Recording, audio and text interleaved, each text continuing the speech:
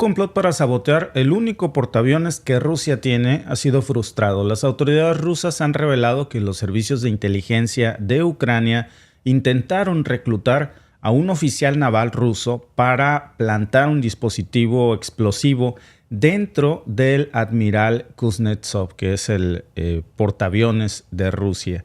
Y además de esto también se desbarataron planes de Kiev para asesinar, dicen, a varios altos oficiales militares. Incluso el día de ayer se había informado sobre la interceptación de varios sobres con regalos bomba dirigidos a altos mandos militares de Ucrania. ¿Podría esto desencadenar una escalada mayor en Ucrania y Rusia? ¿O estamos al borde ya de un nuevo nivel de un conflicto devastador de este tipo de acciones más como sobres bomba, regalos, atentados? No acciones dirigidas precisamente en el frente de batalla, sino por el bando ucraniano, más dirigidas a acciones de desestabilización, digamos, a través de complots, de sabotajes, de actos terroristas. La agencia de seguridad rusa, el FSB, dijo que los servicios de inteligencia de Kiev buscaron orquestar precisamente un ataque terrorista en el crucero de aviación pesado del Admiral Kuznetsov, que estaba en esos momentos atracado en la ciudad de Murmansk. Esto está ubicado en el norte de Rusia.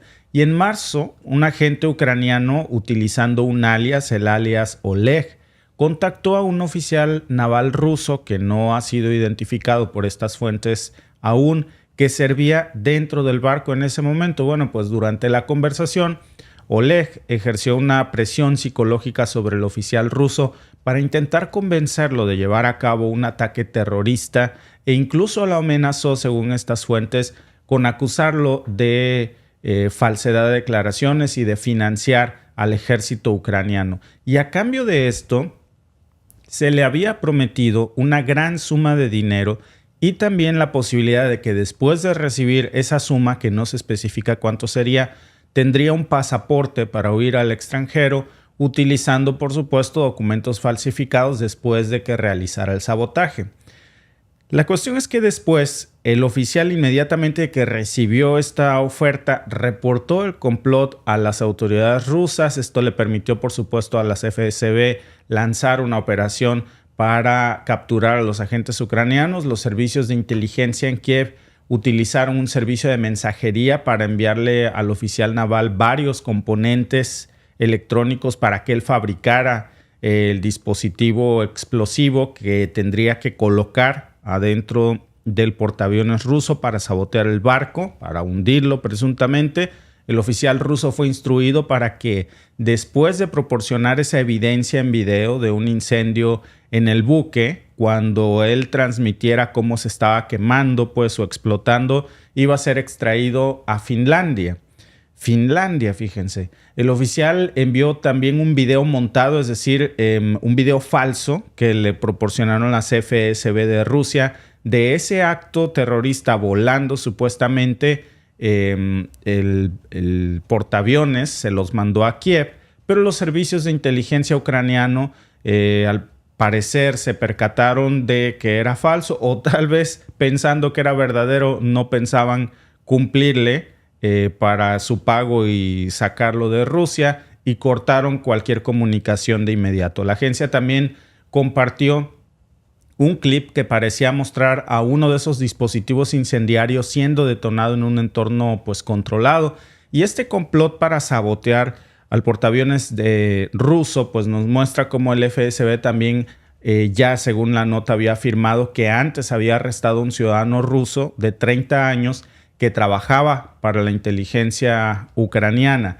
Este otro individuo había intentado ya previamente a esto entregar 3 dispositivos también explosivos de alto rendimiento disfrazados como regalos para altos funcionarios del Ministerio de Defensa ruso. Eran como paquetes bombas. Estos explosivos estaban destinados a que fueran detonados una vez de que se confirmara la entrega. No eran de apertura automática, sino era la detonación en el momento de que recibiera el oficial. Finalmente esto no ocurrió, lo detectaron a tiempo, y en el caso, regresando al tema del portaaviones ruso del Admiral Kuznetsov, es una pieza clave en la flota naval rusa. La pregunta es, ¿por qué eligieron este objetivo?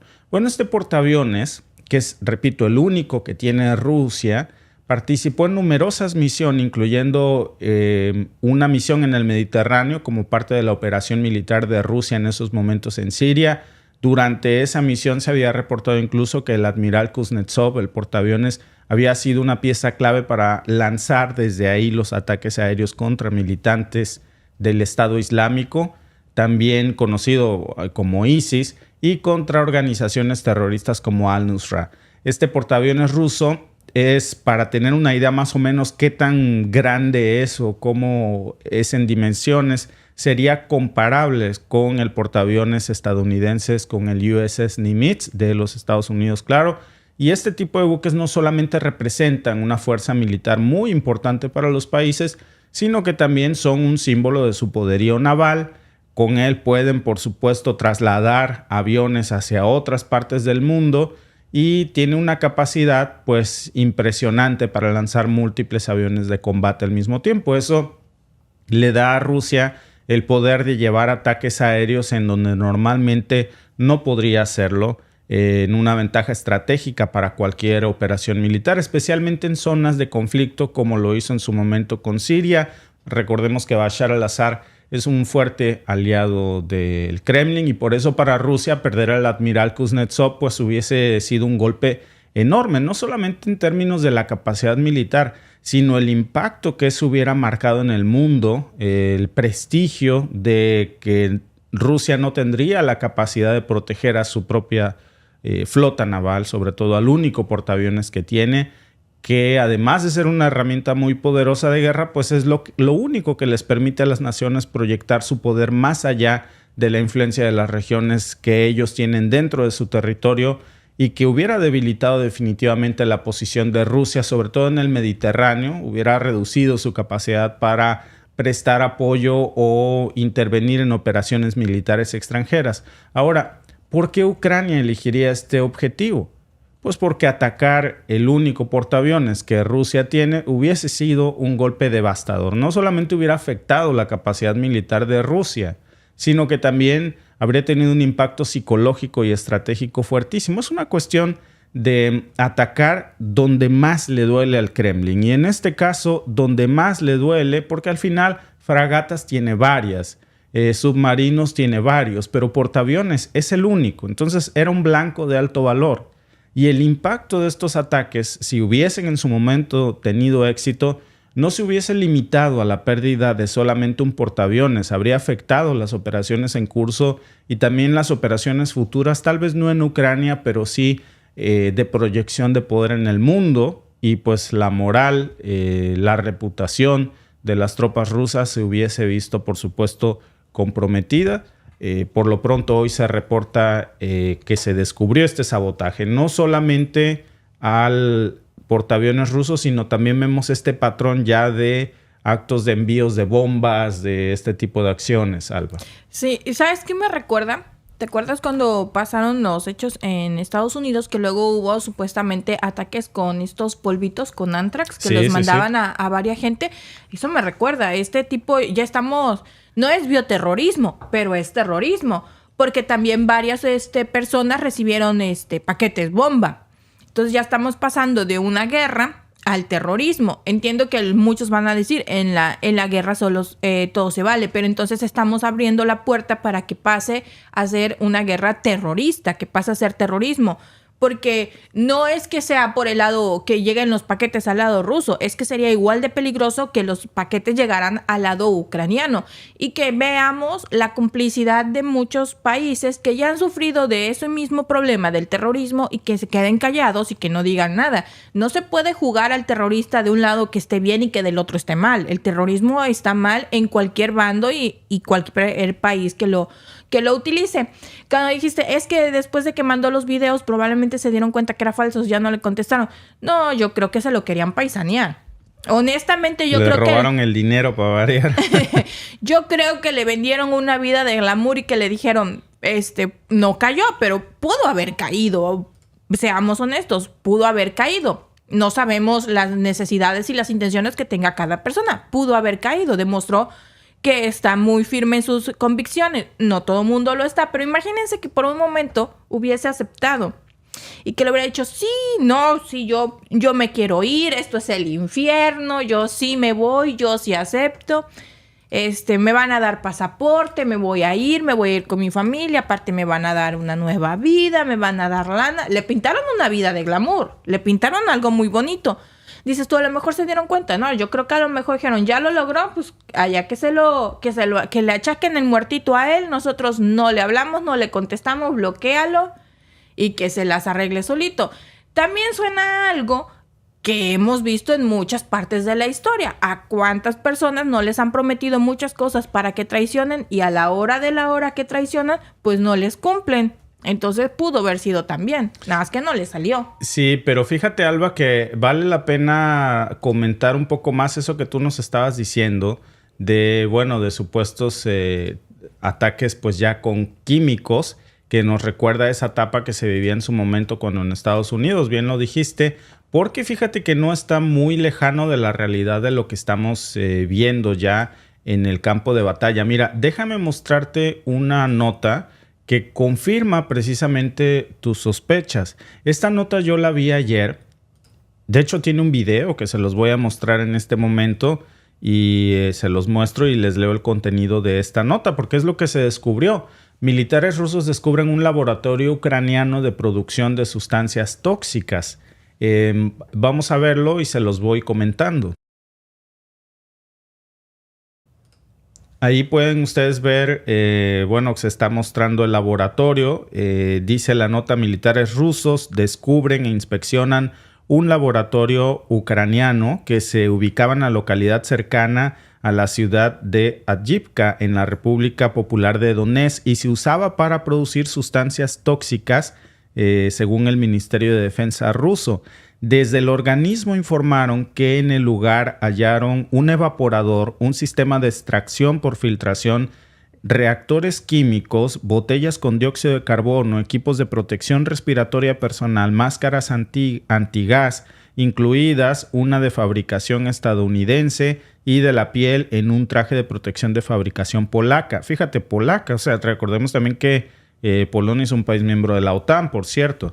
En el marco de un análisis en las sustancias encontradas se detectó la presencia de cianuro de sodio, ácido sulfúrico y trazas de aniones de cianuro.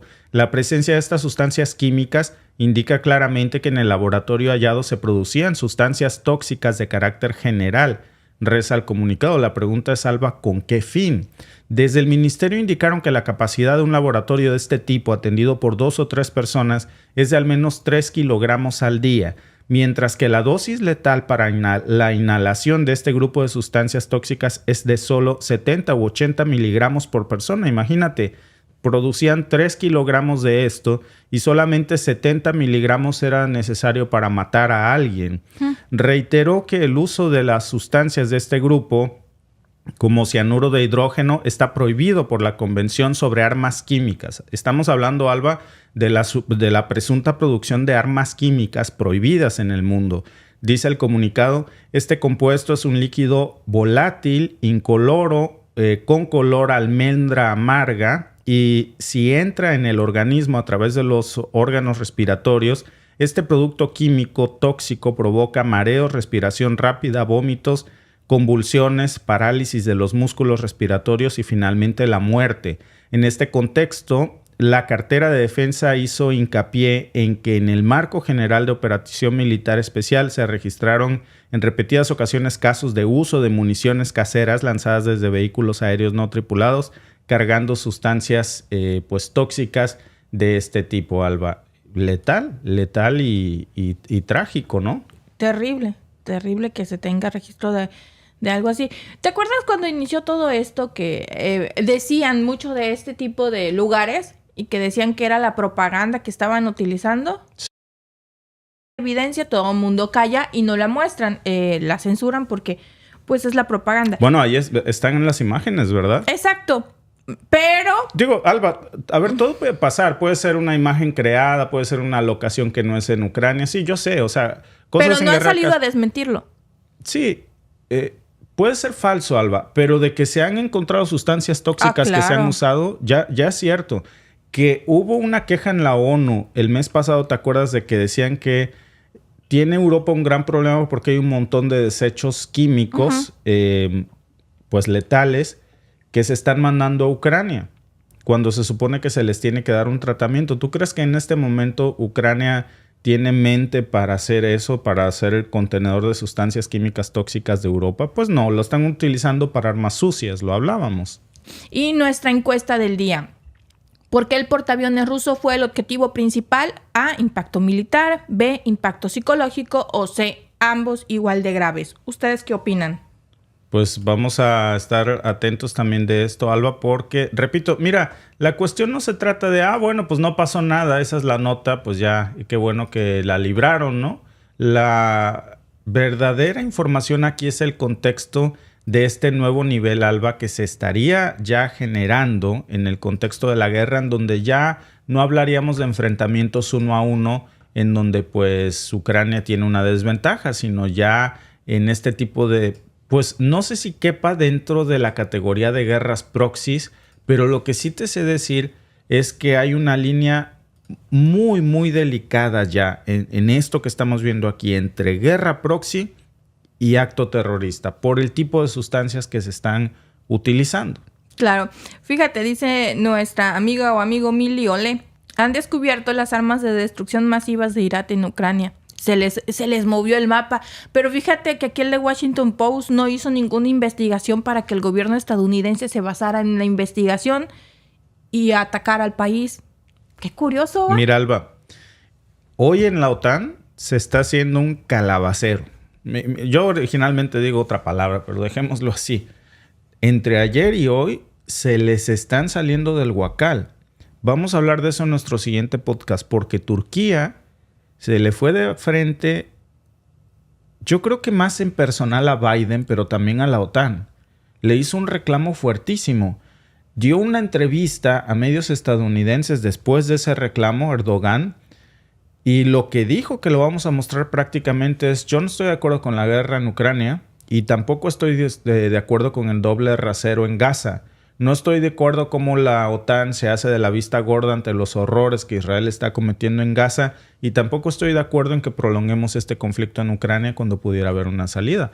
Ucrania ya está viendo, Erdogan en Turquía ya está viendo cómo esto le va a complicar su comercio, claro, y la ruta al Mar Negro, pero también está muy en contra de la situación en Gaza. Entonces, aparte de esto, le está coqueteando a los BRICS. Pedro Sánchez, España, reclamó también ayer en la OTAN, en la cumbre de la OTAN, el hecho de que la OTAN no condene y se haga de la vista gorda para hacer pronunciamientos por las terribles cosas que están pasando en Palestina, y que haya un doble rasero cuando se trata de Israel que cuando se trata de Rusia. Eso no nos lo van a informar los medios de comunicación. No todos, muchos sí. Afortunadamente hay declaraciones, hay videos, y de eso vamos a hablar al rato, Alba, pero parece que hay una división en la OTAN. De Víctor Orbán ni te cuento. No, ¿sabes para qué va a utilizar esto? Pues ya que anda por allá, va a visitar a Trump. Pues sí. No, es que bueno, no el primero, porque ya desde hace rato se sabía que Erdogan no estaba de acuerdo, porque Erdogan y Putin tienen una amistad de larga data. Ellos lo han dicho, son amigos. Entonces, no a todo le conviene aceptar a Erdogan. Pero sí parece ser que la OTAN está en su etapa adolescente. Todos se están rebelando. Pero es que volvemos a lo mismo. Lo peor que le pudo haber pasado a la OTAN fue Biden. Claro. Lo peor que le pudo haber pasado a Estados Unidos fue Biden. Y lo peor que nos pudo haber pasado al mundo es Biden. Pues sí, ya hablando de esto, Alba, porque no se puede, para que no se entienda como algo personal. Miren, quiero hacer una aclaración. A veces nunca falta el despistado en el chat que dice que si nosotros tenemos algo contra Estados Unidos, diría Maduro, lo que tenemos por Estados Unidos es amor. Amamos al pueblo norteamericano. Claro. No, pero en realidad es cierto. Realmente, a ver, muchos de mis amigos, mi familia, mucha de ellas está en Estados Unidos, somos vecinos, tenemos una proximidad. No se trata de estar en contra de un país, es la administración, que se entienda bien en claro algo que a mí me queda clarísimo que por qué el mundo se convirtió así en 4 años. Coincide con los 4 años de Biden y no queremos que esto se prolongue. Es más, si vamos un poco más allá, ni siquiera se trata de Biden. Biden se queda dormido en el sillón y que nos quede claro que esas 8 horas del día, que ya deben de ser más bien como 18, alguien más está tomando las decisiones. Muchas personas, estaba leyendo una nota en la mañana, Alba, varios del Partido Demócrata están presionando fuertísimo a Biden para decirle, váyase. Pero hay una mano oscura, hay un grupo muy poderoso que nunca da la cara, que seguramente es el que le está diciendo, quédate. Que es el de la industria armamentista, porque qué mejor presidente va a querer que ese. Los resultados de la encuesta, por cierto, Alba, ¿por qué el portaaviones ruso fue el objetivo principal? Vamos a mostrar los resultados. El 42% dice ambos son igual de graves, tanto el impacto militar como el impacto psicológico. El 35% cree que iba dirigido a generar un impacto militar y el 23% un impacto psicológico.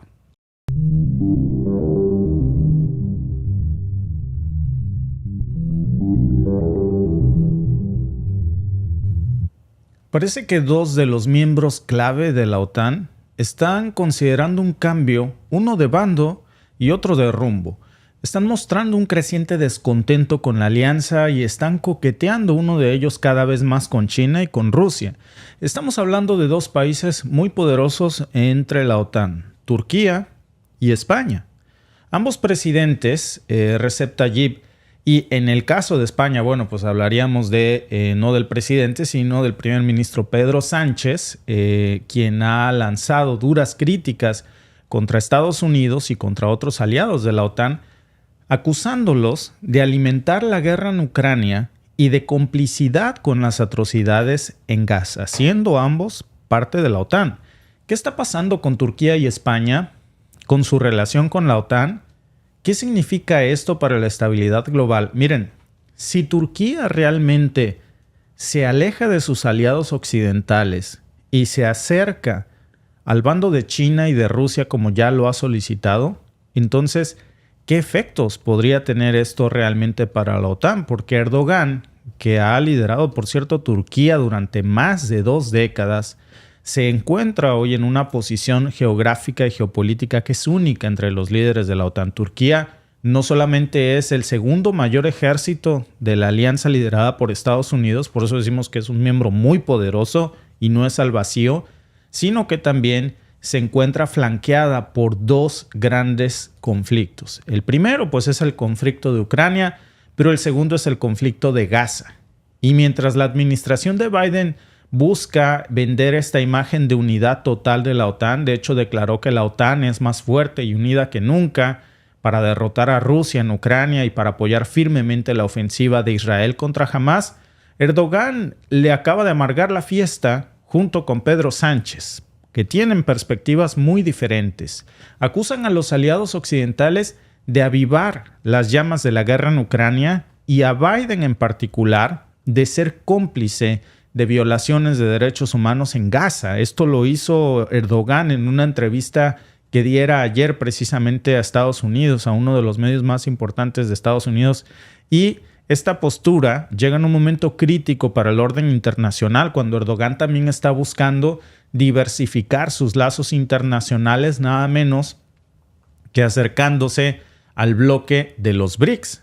¿Podría esto significar que estamos hablando de una ruptura definitiva entre Turquía y los aliados de la OTAN?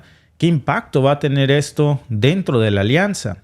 Desde que inició la guerra en Ucrania, Erdogan ha mantenido una postura de neutralidad activa, muy a pesar de ser miembro de la OTAN, porque se han negado a participar directamente en este conflicto y han optado más, en cambio, por actuar como mediadores. Ankara ha facilitado los diálogos entre las partes en el conflicto y han organizado incluso diferentes reuniones en Estambul y han promovido la iniciativa del Mar Negro, que es una de las preocupaciones más grandes que tiene Erdogan en estos momentos. Recuerden que gracias a Turquía, el resto de la OTAN, de los países del G7, pues si lo queremos ver así, se benefició de ese famoso acuerdo de granos en el Mar Negro, y con eso Turquía pues en su momento demostró también la utilidad y la practicidad de ser un aliado neutral en este conflicto. Pero eso poco a poco fue cambiando de perspectiva. Cuando comenzamos a ver que Erdogan criticaba abiertamente a Estados Unidos, que se iba directamente a criticar a Joe Biden, a varios otros aliados de la OTAN, sobre todo cuando se trataba de su apoyo a organizaciones que el propio Turquía dice que considera terroristas. Es decir, Erdogan ha lanzado acusaciones de que países miembros de la OTAN apoyan a grupos terroristas como el PKK y sus aliados en Siria. Estas tensiones pues se están agravando, por supuesto, todavía más. Erdogan dice que se violan los derechos humanos, que se violan las políticas en Gaza, que la OTAN se hace ciega y sorda frente a lo que Israel está haciendo ahí en la Franja de Gaza. Y ha sido un defensor, por cierto, muy importante Erdogan de los derechos de los pueblos en Palestina. Sobre todo, ha condenado las acciones de Israel, los ha acusado junto con Estados Unidos de ser cómplices de un genocidio étnico. Se les ha ido con todo. Y en el ámbito internacional, Turquía ha estado fortaleciendo muchísimo sus relaciones, no con potencias de la OTAN, que parece que le han dado a veces la espalda, con aquel momento en donde hablábamos de la negativa de la Unión Europea para aceptarlo como uno de sus miembros, que no estaban convencidos de esto. Recientemente incluso el ministro de Relaciones Exteriores de Turquía, Hakan Fidan, asistió a una sesión él personalmente de los BRICS en Moscú y ahí discutió la posibilidad de que Turquía ya se uniera oficialmente al grupo económico de los rivales más grandes que tienen la OTAN en este momento. Hablamos pues de Brasil, Rusia, India, China, Sudáfrica, entre los cuales estaríamos contando como rivales acérrimos y la razón de ser de la OTAN, tanto a Rusia como a China. Esta movida ya ha levantado muchas sospechas en Occidente, ya están comenzando a ver a Turquía con mucha desconfianza, especialmente porque los BRICS pues, son una alternativa muy viable, cada vez con más poder, con más peso económico que el propio G7 en muchos de sus rubros. Por ejemplo, controlan el 80%, ya lo hemos dicho muchas veces, de la producción mundial del petróleo.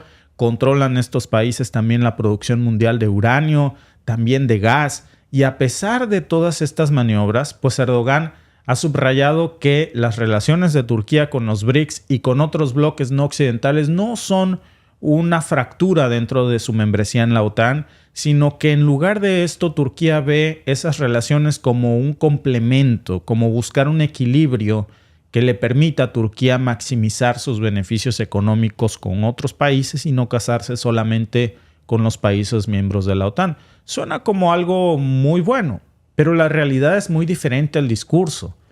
Porque esto tiene implicaciones. La OTAN, todos sabemos que tiene una política de todo o nada. Y si Turquía continúa alejándose de sus aliados tradicionales, si sigue fortaleciendo sus lazos con China y Rusia, eso va a tener una lectura en la OTAN. Sobre todo en 4 factores que a mí me parece que van a simbrar a la Alianza Occidental. Primero, pues va a debilitar a la OTAN.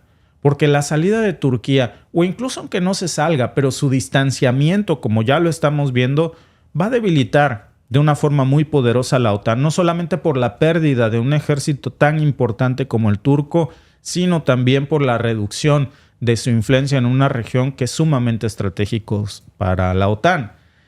En segundo, va, llamémoslo así, a redibujar el equilibrio de poder que existe en el mundo. El hecho de que Turquía se acerque ya cada vez más a China y a Rusia va a cambiar el equilibrio de poder global. Le va a dar a Rusia y a China pues una ventaja estratégica en su competencia con Occidente. En tercero, va a generar una inestabilidad para la OTAN y para los países occidentales porque estas acciones van a aumentar las tensiones en regiones que ya de por sí estaban cada vez más fuera de control occidental, como por ejemplo Medio Oriente, el Cáucaso, especialmente si Erdogan apoya a grupos y países que están, digamos, en conflicto y a los que la OTAN apoya del otro bando. Y en cuarto, pues estaríamos hablando del impacto económico, la participación de Turquía en bloques como los BRICS podrían abrir oportunidades económicas, pero también podrían enfrentar desafíos enormes debido a las diferencias económicas que tienen entre los miembros del bloque, pero también porque al crecer los BRICS disminuye, por supuesto, la influencia de Occidente. Ahora, la cuestión es que el problema que está teniendo la OTAN en estos momentos en esa cumbre, que son las imágenes que estamos viendo, esa fue la recepción de los líderes de la OTAN, se les aguó la fiesta. Porque no solamente fue Erdogan, también fue España.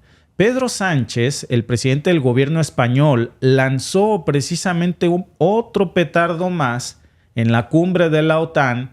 Hace unos momentos, Pedro Sánchez le pidió a la OTAN que exija respeto al derecho internacional en Gaza con la misma firmeza que Ucrania lo hacen en Ucrania, y que ya la OTAN se quite la careta. Así lo dijo, fíjense, está entrecomillado incluso en la nota, son declaraciones fuertísimas.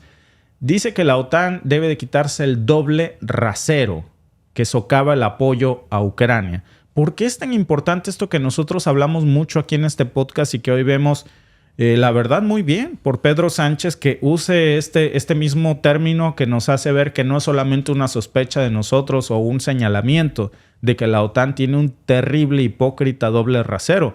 El hecho de que un miembro de la OTAN lo diga, como Pedro Sánchez, pues quiere decir que no solo tiene los pantalones bien puestos, sino que también ya hay una división en las posturas de la OTAN. ¿Por qué es tan importante esta demanda que ha hecho Pedro Sánchez? Porque si se defiende el derecho internacional en Ucrania, pues es lógico que la OTAN haga lo mismo en Gaza. No se puede permitir que exista una política de dobles estándares donde se exija el respeto al derecho internacional en Ucrania, pero en el caso de Gaza la OTAN se haga como el que no ve, porque es un país aliado de algunos de los socios de la OTAN. Esto no solamente socava la legitimidad de la OTAN, sino que también le quita cualquier calidad moral para poder criticar precisamente lo que pasa en Ucrania cuando se calla de lo que está sucediendo en Gaza. Y ahora vemos, Alba, cómo de entrada ya de los países miembros de la OTAN, no hablamos hoy de Víctor Orbán, que por supuesto que también tiene una postura totalmente contraria a la línea tradicional que ha manejado la OTAN bajo la administración de Biden, sino que ya hablamos también de Turquía y hablamos de España. Claro, y no veía por ahí que decían muchos, no, es que Turquía no va a salir de la OTAN. No está pidiendo salir de la OTAN, en ningún momento lo ha planteado así. Lo que estamos viendo al decir el rompimiento es que todos habían seguido, digamos que una misma línea, todos estaban alineados en un mismo sentido. Y hoy lo que estamos viendo es que Turquía empieza a presentar pues sale para unirse a los BRICS. Algo que vemos que a la OTAN no le ha caído bien, aunque no es un bloque, los BRICS en este momento no es un bloque militar, por supuesto son, por así decirlo, enemigos acérrimos de la OTAN. No necesariamente en armamento, sino de manera comercial. Luego vemos que no solo es Turquía. El primero que empezó a tirar pa'l monte, diríamos, es Orbán, sí, que fue primero a Moscú y luego se fue a China. Y luego, el tercero, empieza Sánchez a hablar de un discurso que no está muy bien visto en la OTAN y que no se permite. Porque si se fijan, todos los demás han mantenido calladitos. Nadie dice nada, nadie se había salido del guacal, pero ellos empiezan a romper ese lineamiento que tenía la OTAN, en donde todos tienen que seguir una misma línea, en donde todos tienen que seguir el mismo discurso, y vemos cómo hoy se les están saliendo tres del guacal: Turquía, Hungría y España, porque España pide que pare el doble rasero. Turquía presenta su quiere unir a la OTAN, a los BRICS, perdón, y también vemos como Orbán supuestamente informa, dice Stoltenberg, que sí los informó que iba a ir a Moscú y que iba a ir a China, pero le dio prioridad primero a ir a Pekín, y de Pekín voló para estar en la cumbre de la OTAN. Claro. O sea, hubo prioridades, primero Moscú, luego Pekín y luego la cumbre de la OTAN. Y ya dijo que se va a reunir ahí con Trump. Hace unos momentos Orbán leí esa declaración. Por cierto, que estaba yo aquí viendo las imágenes de nuestro flamante primer ministro Justin Trudeau descendiendo a la cumbre de la OTAN. Y creo que dije primer ministro en lugar de presidente a la hora de Pedro Sánchez. Entonces, antes de que caigan los haters, aclaro. Y pues por ahí que le cobren las facturas pendientes a Trudeau, porque no, mejor que no se las cobren. No, porque del gobierno canadiense estoy segura que esas facturas salieron como pagadas para la OTAN, pero en la OTAN no tienen registro porque en el camino se perdieron. Un amigo nuestro que nos visitó el fin de semana, que es pues canadiense toda la vida, junto con su esposa, nos estaba platicando que desde su percepción Trudeau ha sido el primer ministro más corrupto que ha tenido en la historia Canadá, que jamás se había visto un nivel de corrupción así como el del gobierno de Justin Trudeau. Es terrible, amigos, lo que estamos viviendo aquí. Espero que se acabe pronto. Bueno, ya nada más falta un año. Sí. Bueno, también volviendo a Trudeau, bueno, vamos con la encuesta y yo te les digo el chisme de Trudeau. ¿Qué significaría el ingreso de Turquía a los BRICS? A, un rompimiento con la OTAN, mayor influencia global en la B, o C, mera estrategia económica. ¿Ustedes qué creen? Bueno, y volviendo al chisme de Trudeau, estábamos hablando con nuestro amigo y su esposa. Ambos son maestros aquí en Canadá y llevan muchos años trabajando. Entonces, están muy bien enterados de todo lo que pasa en la política. Como sabemos, los maestros siempre se informan de todo. Y nos estaba diciendo, porque le decíamos, es que es increíble el nivel de desfachatez de este tipo, porque no se va. Dice, no se va a ir hasta que empiece el 2025, porque cumple el periodo que necesita para obtener la pensión política. Y lo está ayudando el partido del NDP, entre ambos. El que es el presidente del partido del NDP, el representante del partido del NDP y Justin Trudeau se están aferrando a todo para que renunciar hasta que inicie el 2025, porque en ese tiempo ellos cumplan el periodo que necesitan para obtener la pensión política, que sería como la pensión de los expresidentes en México.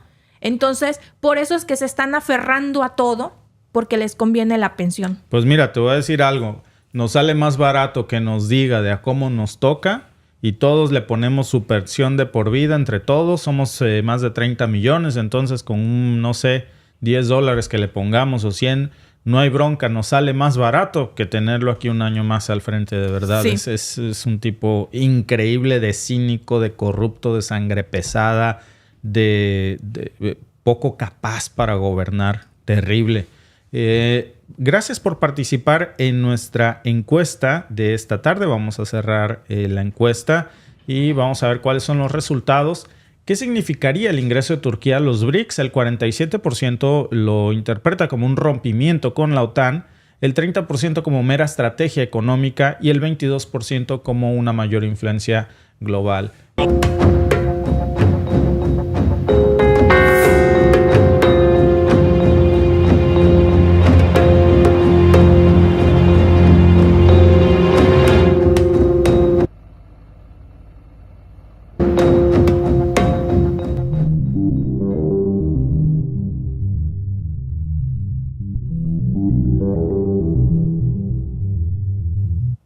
Rusia asegura haber interceptado hace unos momentos un ataque lanzado por Ucrania contra Moscú. Las autoridades rusas ya confirmaron este jueves que han derribado un dron ucraniano que se dirigía precisamente hacia la capital de Moscú. Este incidente sucede justo en medio de la cumbre de la OTAN y en medio de una guerra que se desató precisamente desde el 2022 y cada vez vemos cómo va cobrando un nuevo nivel de escalada. Esto ya ha sido, de hecho, calificado por Moscú como un intento de ataque terrorista. Las defensas aéreas rusas lograron repeler este ataque debido a los protocolos de seguridad que fueron activados, según ha informado el Kremlin, en el distrito urbano de Stupino, sin causar víctimas ni daños importantes para el lado ruso. Este evento ya está poniendo de relieve una cuestión muy importante que es la que nos trae a la reflexión del día. ¿Cómo ha logrado Rusia neutralizar estos ataques con drones occidentales? Al final del día son drones de la OTAN operados desde territorio ucraniano. ¿Qué implicaciones tiene esto para el conflicto en curso? Y recordemos algo muy importante. Ucrania al final del día es el laboratorio de la OTAN. Y lo que suceda aquí es un aprendizaje para Occidente de cuáles de sus armas son efectivas y cuáles no. Y parece que la OTAN ya tiene un plan para intentar neutralizar las defensas rusas en contra de los drones occidentales. Y esto va a tener una repercusión. Una estrategia de drones así y una, digamos, contrainteligencia ante lo que se está viendo hoy que sucedió. Porque todo esto nos debe de hacer reflexionar sobre el análisis de lo que Ucrania va a recibir en los próximos días, probablemente, que ya está entre varios analistas como un sistema que estaría diseñado desde la OTAN, desde Washington, para quebrar las defensas rusas. Y cuando esa barrera, cuando esos protocolos de defensa ruso en alerta logren quebrarse, si esto llega a suceder, se pondría el conflicto en un grave riesgo de ataques, ahí sí, terroristas, en zonas altamente, densamente pobladas, como lo fue hoy, por ejemplo, este intento en Moscú. Y esto, al no ser zonas militares necesariamente, lo que provocaría sería una escalada a otra dimensión, porque la respuesta iba a ser letal. Esta capacidad que tiene hoy Rusia para desviar, digamos, después de que activa los protocolos de alerta con los que logra desactivar estos drones occidentales, es un avance significativo. ¿Cómo lo hace? Durante la madrugada de ayer se informa, según estas fuentes, que hubo un dron occidental derribado en Moscú operado por Ucrania. Otros 4 drones más de este tipo, drones militares de grado militar, fueron interceptados en las regiones también de Bryansk, de Tambov y de Tula. Esto ya nos está mostrando pues que Rusia, al activar estos protocolos de alerta, ha logrado mejorar muchísimo sus defensas antiaéreas y sus sistemas de guerra electrónica para contrarrestar los drones militares que salen desde suelo ucraniano. Estos sistemas ya están demostrando ser muy eficaces para proteger áreas estratégicas del territorio ruso y minimizar los daños. Al buscar información relacionada con esto, me encontré con varias notas del año pasado, que si recuerdan las comentamos aquí, de cómo Ucrania atacaba a Moscú en esos momentos con éxito con drones. Incluso en su momento pasamos aquí los videos el año pasado de ataques a edificios departamentales, a zonas muy cerca incluso del Kremlin. Y eso prendía las alertas porque si bien la zona del Kremlin parecía blindada, el resto de las áreas de la periferia no. Ahora ya la situación mejoró al parecer. Y por el otro bando tenemos a las fuerzas ucranianas que ya están enfrentando problemas graves, problemas técnicos. Uno de sus principales proveedores de servicio de internet para poder operar estos drones militares es Starlink, de Elon Musk. Los soldados ucranianos ya están empezando a quejarse mucho de esto porque están reportando interrupciones, disminuciones en la velocidad de la conexión y todo esto afecta directamente el control y la eficacia de sus drones. Incluso, no sé si tú te acuerdas, Alba, que el año pasado, porque a mí siempre me ha dado la impresión de que Elon Musk tiene su corazoncito con Rusia porque ya lo apretaron, ¿te acuerdas? El año pasado en Washington cuando no dejaba a Ucrania utilizar su sistema Starlink para operar precisamente estos drones, sí. Sí, lo apagó 1 hora. De hecho, eso fue un escándalo muy fuerte. Lo mandaron llamar. Hay varias notas que, obvio, por supuesto, dejaron de circular, pero lo mandaron llamar porque no les pareció en el gobierno que apagara su sistema Starlink para que Ucrania no se pudiera vincular y usar toda la tecnología de él. Entonces, él lo apagó durante un tiempo y eso, pues, por supuesto, molestó muchísimo a Estados Unidos. Pero también después de eso se había anunciado que Elon Musk había obtenido un contrato de defensa en el Pentágono importantísimo. Y sí, pues tiene ahí una cuestión entre la espada y la pared porque al final es un empresario. Pero ese momento a mí me llamó mucho la atención porque parecía como que Elon Musk no estaba muy de acuerdo con que Ucrania utilizara su servicio de Starlink. Y curiosamente hoy los soldados ucranianos tienen esta queja de que el servicio que les proporciona la empresa de Elon Musk ha sido crucial para las operaciones militares de Ucrania después de que cambió de parecer cuando lo llamaron precisamente por esto. A partir de ahí comenzaron a compartir imágenes en tiempo real por estos satélites. Gracias a eso, Ucrania comenzó a coordinar sus movimientos en las zonas de conflicto, pero ahora ya hay quejas de que el internet se alenta, se les cae el sistema, no pueden operar con eficacia por la agilidad de los datos, los drones ucranianos. Y la pregunta que surge es, ¿puede Ucrania, con algún plan de la OTAN, burlar estas defensas rusas de los protocolos de alerta que tienen y atacar zonas tan importantes como Moscú? Que además, hay que aclararlo, Moscú no es una zona residencial. Vendría siendo pues el equivalente de lo que vimos en Kiev hace unas semanas. Un ataque a alguna zona militar, llámese el Kremlin, por ejemplo, que pues es como si alguien dijera que atacaría el Pentágono. Son áreas sumamente protegidas porque son potencias mundiales y en materia militar también. ¿Podría Ucrania encontrar la forma de hacerlo? Pues miren, al parecer el Pentágono ya tiene un plan para probar. Como les decía yo hace un momento, al final Ucrania es el laboratorio occidental de guerras, pues parece que podría estar a punto Ucrania de recibir un sistema que quiere desafiar a los sistemas de protocolos de alerta ruso. Este pequeño dispositivo se instala a los drones y es suministrado, déjenme mostrárselos, es ese aparatito que ven ustedes ahí. Lo desarrolla una empresa estadounidense que se llama Auterion Ltd. Y es un sistema de control para drones que se llama Skynote S. Este sistema lo que hace es que tiene un grado de automatización y utiliza la inteligencia artificial para mejorar la precisión y la eficacia de los ataques con los drones. Lo que hace al instalarle digamos, microchip es que le permite a los drones de grado militar que operen de manera más autónoma, sin importar el problema que tienen con el satélite, con Starlink, por ejemplo, en estos momentos, porque lo que hace es reducir la dependencia del operador, aun cuando se corten comunicaciones, y eso minimiza el riesgo de errores humanos. Entonces, ¿cómo funciona realmente este nuevo sistema Skynote S que la OTAN, a través de Washington, podría proporcionarle próximamente a Ucrania?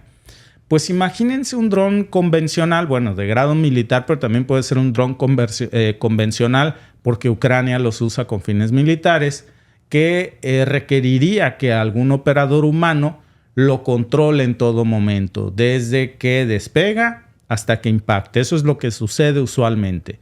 Y eso, por supuesto, implica muchos riesgos. Por ejemplo, si se corta la comunicación con el operador, si el internet falla, si Rusia activa sus protocolos de alerta, como lo hizo precisamente en este último ataque, pues eso bota la señal del dron y entonces pierde el control el operador y el objetivo se cae.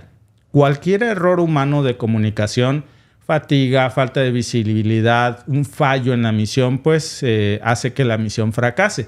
Y aquí es precisamente donde entra en juego este dispositivo estadounidense que se llama Skynote S, que es un chip que combina tanto el hardware como el software y es el corazón del sistema de una pequeña computadora que ya tiene instalada, que se monta sobre el dron, y esa computadora, que tiene un software muy avanzado de inteligencia artificial, pues le permitiría tomar decisiones en tiempo real. Utiliza la misma cámara del dron para identificar y rastrear el objetivo que se le programó, y todo sin necesidad de intervención constante del operador. Una vez que lo mandan a su misión, la inteligencia artificial sabe encontrar ese objetivo final y ya nadie lo para. Entonces, se le asigna este objetivo militar, vuela hasta él, ajusta, cambia de dirección y finalmente estalla. Bueno, este nivel de autonomía es posible gracias a los avances de la inteligencia artificial.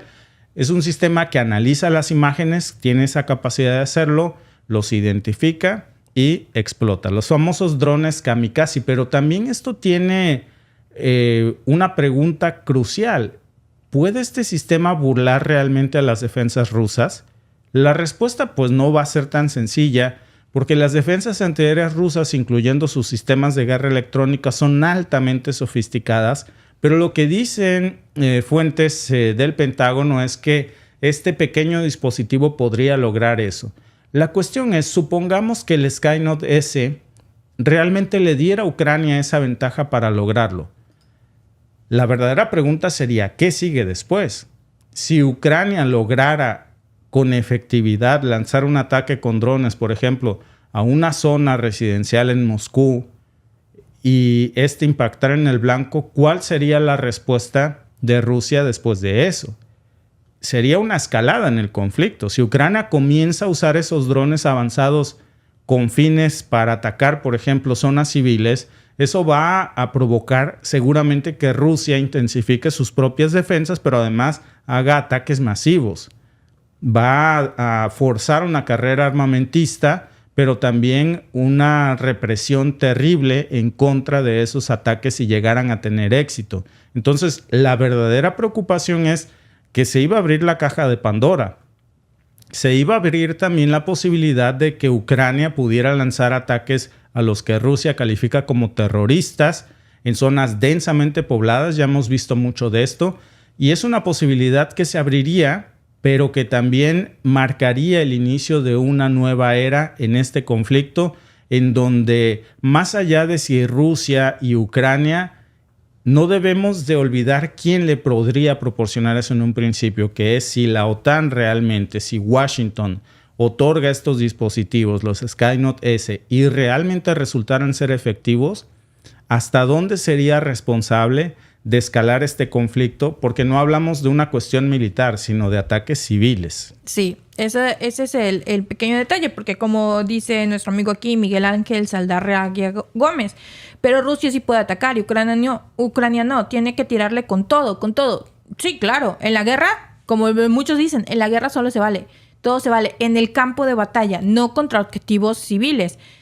Cuando recuerdan pues la nota del hospital que acaba de pasar, se ha acordonado la zona, no se sabe de qué bando fue supuestamente el misil que golpeó el hospital. Por supuesto, Ucrania dice que es un misil ruso. Rusia dice que no, que es un misil, que son pedazos de un misil que utilizó Ucrania para tratar de detener el misil Kinzhal que ellos enviaron. Si hubiese sido, como nosotros dijimos aquí, si hubiese sido un Kinzhal, el hospital no queda en pie. Había daños muy notorios y mucha gente herida. Un cráter. Exacto. No estaríamos hablando de muchísimas víctimas mortales porque los misiles Kinzhal son muy poderosos. Entonces solo vimos mucha sí destrucción, pero no el cráter que dejan los misiles Kinzhales. Entonces lo que vemos es que Ucrania puso en un zoológico objetivos militares cerca de la población civil, que se supone que es un sistema de defensa aérea que no tuvo que poner ahí. Exactamente. Entonces se supone que donde esté en la población civil no se hacen este tipo de cosas, porque entonces se catalogan como atentados terroristas. Dentro de los objetivos militares, bases militares, en donde estén congregados los militares, ahí sí, dense con todo porque son objetivos militares. Y fíjate, Alba, déjame agregar una cosa, porque yo creo que también el dense con todo, ni Dios lo quiera. Porque esta lógica de, pues, Ucrania tiene derecho a defenderse, que le den con todo. Y si la respuesta rusa es, pues yo también le doy con todo lo que tengo, lo borra del mapa. Pues sí. No iba a quedar, pero iba a quedar convertido eso en un gran lago. Ajá, no, a lo que me refiero con dense con todo es que se valen los ataques. Sí. Ahí sí, o sea, atáquense, tírense, sí, porque son objetivos para ambos bandos, tanto para el bando ucraniano es objetivo militar, el bando ruso. Pero ha habido, digamos, cierto, pues no decoro, ¿verdad? Pero cierto límite. En Kharkov, por ejemplo, en estas zonas del Donetsk, en Gerson, en donde están los combatientes, ahí es donde se están desarrollando las principales zonas de guerra. No hemos visto una escalada porque, mira, va progresando a como va pidiendo. Por ejemplo, en un principio no veíamos que Ucrania usara las S-500. Escaló el conflicto y se introdujo el uso de las S-500, de las FAB-500, perdón. Uh-huh.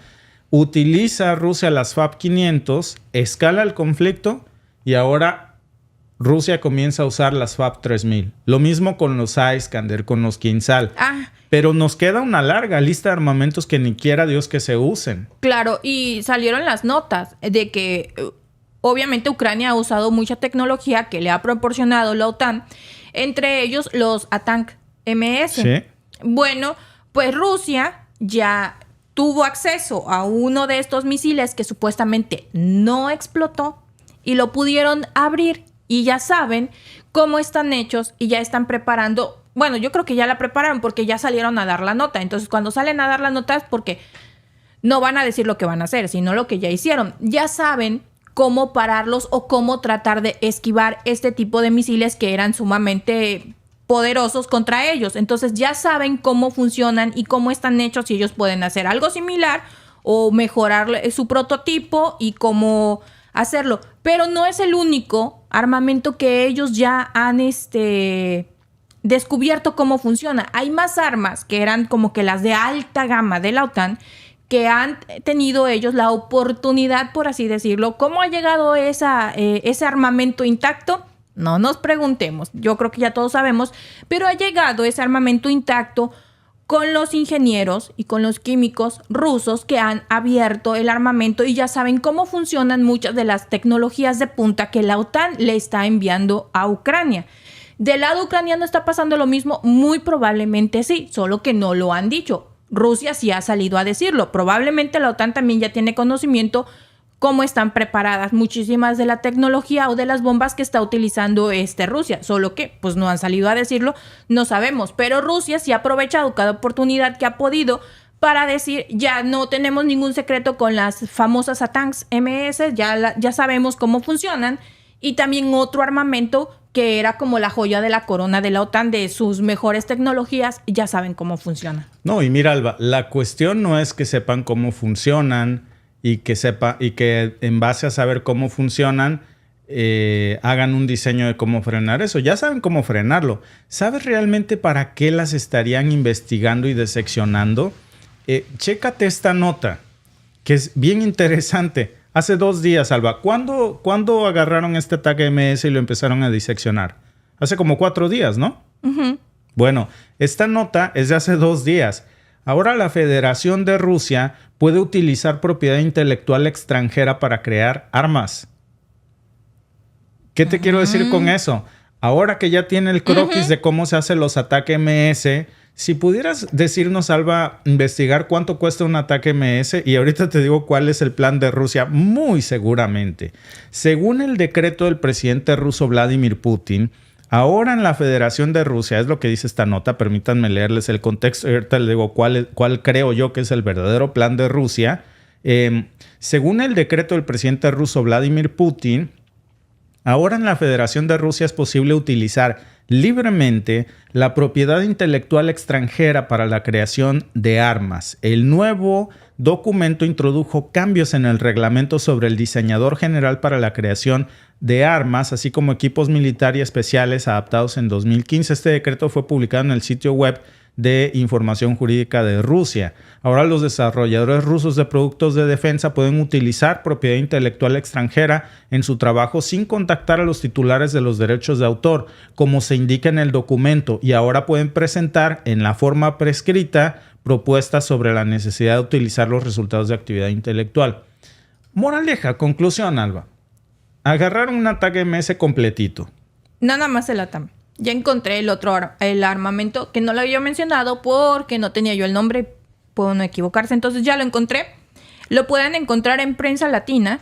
La nota es: militares rusos, es del martes 9 de julio. Militares rusos estudian elementos de misiles Storm Shadow derribados. Esa es la nota que les decía del armamento. Y la de los ATACMS MS la pueden encontrar en La Razón Internacional. La nota también es, esa creo que es del viernes de la semana pasada, si no mal recuerdo. Y dice: Rusia disecciona un misil estadounidense, el ATACMS MS, que el Pentágono envió a Ucrania. El coste de cada misil de estos es aproximadamente de 1.5 millones de dólares. 1.5 millones. No es baratito, es... Bueno, para la guerra... Estamos hablando de otro tipo de cifras mucho mayores, pero 1.5 millones es algo costoso en armamento. Claro, Alba, nada más déjame decirte, 1.5 millones le cuesta al creador de esta propiedad intelectual venderlo, porque eso no es lo que cuesta, Alba. Hace poco... ¿Cuánto cuesta realmente un bolso Chanel? Tú me decías hace unos días, ¿no? No, Dior. El verdadero costo del lujo, de las marcas de lujo, es una investigación que traen algunos medios de la India, principalmente. Un bolso Dior muy, muy famoso, que está muy de moda, que cuesta $2,700. Creo que es uno pequeño, porque se manejan cifras mucho más grandes, $2,700 estadounidenses. El coste real de ese bolso para la marca es de solo $57. Eso es lo que le cuesta a Dior producir ese bolso, $57. Ahora pregúntame, Alba. Porque utiliza mano de obra de India. Entonces, en India hicieron la investigación y descubrieron que solo cuesta $57 estadounidenses un bolso que la marca Dior vende en $2,700. Bueno, ahora. Negociazo. La misma cosa con Lockheed Martin. ¿Cuánto crees tú del 1.5 millones que Lockheed Martin, la compañía estadounidense, le vende al Pentágono cada tag MS? Lockheed Martin se lo vende en 1.5 millones. ¿Cuánto crees tú que le cueste realmente a Lockheed Martin hacerlo? No lo vamos a saber porque son cuestiones de seguridad. Pero ahora déjame preguntarte algo. Claro, Lockheed Martin paga $120 la hora. Lockheed Martin está pagando impuestos, pagando una propiedad en un suelo estadounidense, en dólares, viviendo y gastando en dólares y teniendo un amplio margen de ganancia por su propiedad intelectual. Bueno, ahora que Rusia ya sabe cómo hacer estos ataques MS, ahí le manda los planos a su compadre Kim Jong-un en Corea del Norte. Claro. Chingatelo. Bueno, perdón por la palabra. Perdón, pero ¿qué crees que le va a decir Putin a Kim Jong-un? Hazte uno de estos, pero en blanco o en negro, ¿no? De colores. De colores. Dame de todos los colores. Sí, ponle ahí. Y ese 1.5 millones, ¿sabes en cuánto le va a vender eso fabricado en Corea del Norte? No sé, $50,000. Caro, ponte tú $500,000. Mira, siguiendo la lógica de Stoltenberg en la entrevista, si Rusia lo hiciera costaría 4 veces menos. Entonces, 1.5 a la mitad son 750. A la mitad, sí, 375,000. 375,000 es lo que le costaría a Rusia hacerlo. A Corea del Norte le costaría un cuarto de eso. Exactamente. Entonces empieza a decirle, y sí, le viene quedando como en unos 80,000. Mira, es muy bueno para hacer negocio. $80,000. Es más, mira, Kim Jong-un, no nos vamos a pelear, te lo voy a pagar en $100,000. ¿Ustedes creen que eso no va a pasar? ¿O por qué creemos que sacaron precisamente esta ley de propiedad intelectual extranjera que se está anunciando apenas hace 2 días después de que capturaran los planos, diseccionaran los planos de cómo hacer armamento occidental? Es la prioridad, Alba. Y entonces, para que la cuña apriete, tiene que ser del mismo palo. Y vas a ver pronto ataques MS y Shadow Storm y Patriots y todo ya regresándolos de vuelta, pero ahora a suelo ucraniano. Versión coreana, norcoreana, pero ahí va a estar el Upagán Style, seguramente a todo lo que da, Alba. Bueno, ese es Surcorea. Amigos, la encuesta de la tarde. ¿Puede la tecnología de la OTAN permitir a Ucrania burlar las defensas aéreas rusas? Las opciones son sí, absolutamente, no es suficiente o no estoy seguro. Gracias a todos por participar. Vamos a cerrar la encuesta en estos momentos aquí por YouTube. El 62% cree que no es suficiente esta tecnología para poder parar los sistemas del protocolo de alerta rusos contra los ataques de drones. El 20% cree que sí, absolutamente, y el 19% no está seguro, Alba. Pues así las cosas, amigos. Por lo pronto vamos a estar muy atentos a ver si no nos censuran por decir malas palabras. No, creo que no. Pero, Alba, es el plan. Claro. Evidentemente, ¿cómo nos explicamos esta fabulosa coincidencia? Y no pues es que ahora sí que van a hacer la producción Simi. Sí. Del doctor Simi. Y no es por falta de ingenio, ¿eh? No. Porque ellos tienen su propio armamento. Es irritar. Claro. Es irritar y al rato van a proliferar estas versiones de ataque MS de Shadow Storm. Y muchos otros países van a empezar a comprar este tipo de armamento. Más económico. Evadiendo sanciones o en el mercado negro, qué sé yo. Y más lo mismo, pero más barato, amigos. Así que próximamente versión Simi Lockheed Martin en Corea del Norte. Nos vemos en el próximo podcast, amigos. Hasta luego. Hasta luego.